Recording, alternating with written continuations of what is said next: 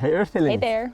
In this video we're gonna share with you about 7 dynamics that really can hurt your relationship and can cause it to end. These are important signs that your relationship might not be healthy. And we see this happening in many circles around us, in our friends, in our community, and many clients who talk to us. And most importantly, we have experienced many of these in our own past relationships. So it's important to remember that if you have one of these dynamics present in your partnership, it doesn't mean that you have to break up necessarily. It doesn't mean the end of the relationship.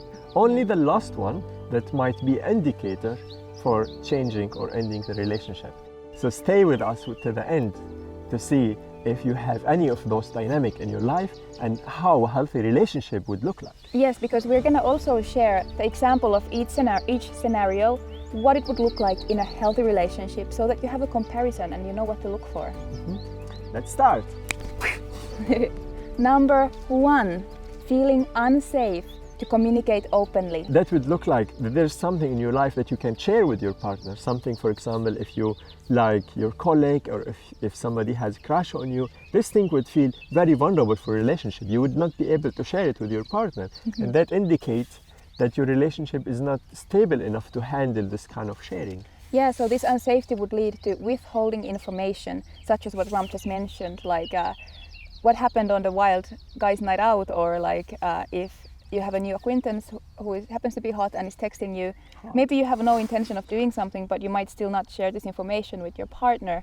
And this is a sign of lack of trust, of unsafety in the relationship, which usually leads to poor communication. And in a healthy relationship, that would look like you have a safe space to share anything that comes to you that happened in your life with your partner. For example, with me, I feel I can share anything.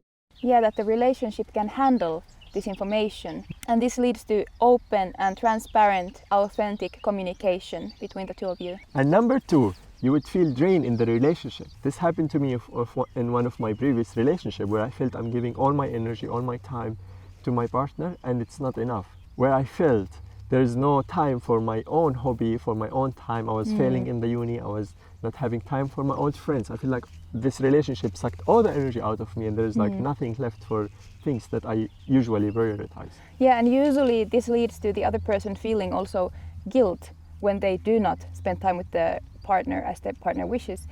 And the reason why they keep doing it nevertheless is because they are afraid of losing the partner, that they will leave them if they refuse to give the amount of attention that the other one requires. And in a healthy relationship, you would feel nurtured by your partner, not drained. You would feel you have enough time and energy to do your hobbies, to do things that you really like, and to hang out with other friends and have a deeper connection outside the relationship. Yeah, and there needs to be no guilt or fear related to spending time with yourself or choosing yourself sometimes. Yeah. Number 3, feeling lonely. This is usually due to lack of intimacy in your relationship. So you might even be in the same room and you might still feel disconnected and isolated. So this happens when you're not emotionally close to each other. You're not sharing your feelings and inner worlds with each other. And in a healthy relationship, this would look like that you actually share with each other what's happening inside of you. You feel safe enough to share what you're feeling inside. And you would feel connected, even if you're not sharing an activity. You feel safe and contained by the relationship. We recommend you to watch our video titled Emotional Presence to know how to hold space for yourself and your partner, and that will bring you so much closer to each other. Yeah. Number 4, calculating giving and taking in your relationship. And that would look like you're counting how much you are giving to the person and how much she or he giving you back.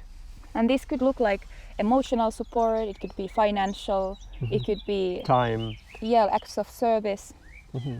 How many times you cooked for them this week, things like that. And that can get really damaging for the relationship, because you will be acting from a space of mind, like you will be so much trapped in your mind that there will be very little space for being in your heart center. And that would move the relationship to something very uncomfortable and very difficult. Yeah, it's almost like you're constantly protecting yourself, because it's like you don't trust that they have your best interest at heart, that they will consider you even if you're not there. So you would protect yourself, or almost like defend yourself by constantly checking that you get your share. And in a healthy relationship, it would look like that you have the safety, that you have the feeling that your partner have your best interest, that no matter if you are with him or not, he would care for you and do the best thing for you. Yeah, it's like a free flow of giving and taking where you just like share from a place of abundance with each other. Yeah. Number 5, losing yourself in your partner. This happened to some degree in the beginning of our relationship where we would just like spend all our time together. We still spend a lot of time together, but back then it was like we wouldn't even do any activities unless we do it together. Yeah. And like we would kind of give up our own ideas of what we wish to do with the day if it doesn't match the other person. Exactly. And now we are more like doing the activities we wish to do independent of each other. For example, I loved going to climb like before meeting Mia, and when I was with her, she didn't like to go climbing or bouldering, so I give up completely on that. Yeah, and for me, I enjoy doing some form of sports, maybe like Salsa dance.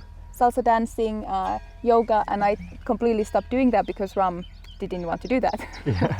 So this kind of dynamic is called enmeshment, where you enmesh in the other person and become like this meshy thing, one thing. And in a healthy relationship, basically you have your individual connections to others, not only as a couple, and you are allowed to, and you feel Encouraged. you feel encouraged to do your own activities, whatever it is that you are passionate about. Even if you don't share that specific interest, you can go out into the world and come back to each other and feel safe that the other person is there. Yeah, exactly. You are allowed to have your own unique personalities Totally. and likes and dislikes and needs and interests. Number 6, feeling unworthy, like you're not good enough. And this might be because the other person is expecting you to be a certain way, to meet some arbitrary standards.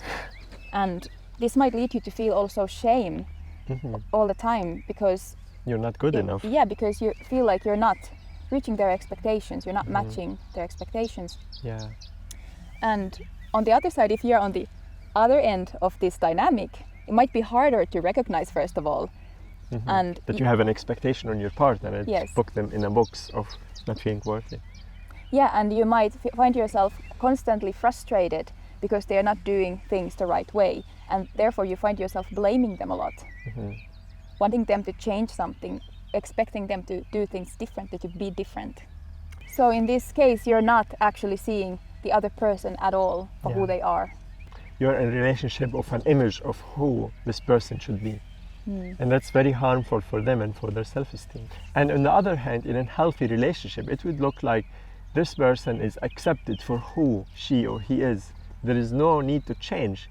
And there is a lot of encouragement, a lot of support for this person to fulfill his or her own purpose. Yeah, and it would also be encouraging positive change in the other person, not wanting them to stay the same forever.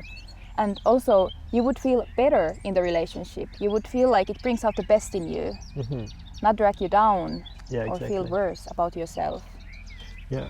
Also, to get out of this, it's so important for the person who is in the blaming role to practice vulnerability, to share vulnerably what it is exactly that they are feeling and why these specific things trigger that person. Recently we listened to an amazing book called The Power of Vulnerability. I would leave a link in the description. You can get it for free in Audible if you like. This book helped us a lot to allow ourselves to be vulnerable and understand what's the chemistry and what's the advantage of being vulnerable in your life with your partner and other people. Yeah, and it's So really check it funny out. and entertaining as well Yeah, at so the same check it time. out. So just before we move to the next one, let us know in the comment below if you have experienced some of those symptoms in your relationship, or if there is something that you're experiencing and we didn't mention it yet, We will answer all your comments. and help you as much as we can. And number 7, having conflicting needs. Yeah, so this could be having different emotional needs, sexual needs, needs related to lifestyle, future plans, and this could actually be a sign of incompatibility, meaning that you are not actually a good match to each other. It's a harsh reality actually in relationship where you feel that you can't have your own needs and the other person in the same time. Yeah, so this is really detrimental for the relationship because one person will always end up sacrificing Yeah. and therefore resenting the other person probably for a very long time. So, for example, yesterday what happened was that Ram had the need to finish something, to be efficient and to work. And at the same time, I had the need for emotional closeness. So this was, in that moment we had incompatible needs. So then what happened was I went out of the room and I found someone else from the community who was able to be present with me. So in that case, I didn't need to have that need met from Ram specifically, and we could still both have our needs met, even though we're not meeting each other's needs directly. Yeah. So in that case, it's something that incompatibility is something that is not detrimental. It can be worked around, or you can find a third option sometimes where you both are happy. On the other hand, if you, let's say you want a child and your partner doesn't, this is a pretty big incompatibility which would probably result in issues in the future.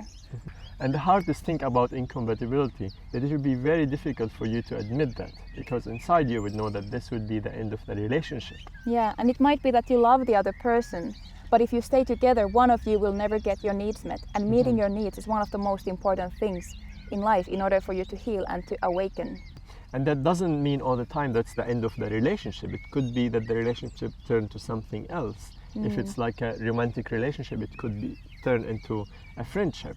And this happened actually to me in one of my previous relationships, and now we are really good friends together. Yeah, or if it's a friend, it could be that the form of the friendship changes and you stop having the same expectations on each other. Yeah, so those are the signs that we thought about, that we have experienced or witnessed in our lives. And let us know if you think of other ones, or if you notice that something is happening in your current relationship that you're not sure if it's healthy, and you can ask us about it and we'll help you out to figure out what's going on. So if you need help and support in your relationship, we both offer private session helping people to manifest the perfect relationship, soulmate, and help you solve conflict in your relationship. If you like this video, please like it and share it with your friends. And subscribe. So that helps us to grow our small YouTube channel. Into bigger and to help people have amazing relationships. Love you guys. Much love.